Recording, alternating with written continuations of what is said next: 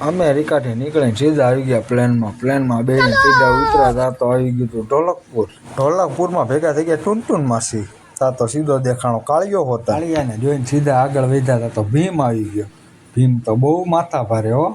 ભીમ એક કાળિયા ભેગો બાંધતો હતો, બે કાંક લપુ હામા કરતા હતા. આ ભીમે ખાઈ લીધો લાડવો ખાઈને એનામ તાકાત જ અલગ. ઉતાવળમાં ભાગતો જ ત્યાં દેખાણી ચૂટકી ચંદુન રાજુન કાળિયો ટોલું મોલું બધા ક્યાંક જાવા કરતા હતા. તા બધા પહાડ અંદર હાલ્યા જતા હતા. ટોલું મોલું કે તમે બધા વાંહે હાલો, હું પેલા હાલું. તા ભીમનો ઈગો હટ થઈ ગયો કે હું પેલા હાલીશ એમ કરીને ભીમ પેલા થઈ ગયો.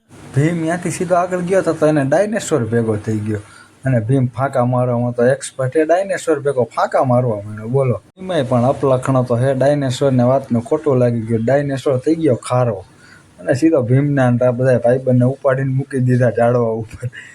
ભીમ કે થાય કરી લેજે. ભીમે કર્યું પાલું ઘા. ભાઈ તારો બાપ ભીમને કહી ડાયનેસોર એને પાલાથી થોડો કાંઈ ફેર પડે. પાલું ઘા પડ્યું. એવો ડાયનેસોર ખારો થઈ ગયો. એક પૂછડી મારી તા ભીમને નાખી દીધો આઘો. પછી ભીમ ખારો થાય પણ કાંઈ ભીમને આઘો ઘા કરી દીધો. ભીમ ત્યાંથી ફાટી ભાગીને સીધો આવી ગયો મહારાજ ભાઈ તો દેખાડ. ઓલો ડાયનેસોર તો ખારો થઈ ગયો હે. એક પૂછડી ભેગો માથું દુખવા હાલી લીધું.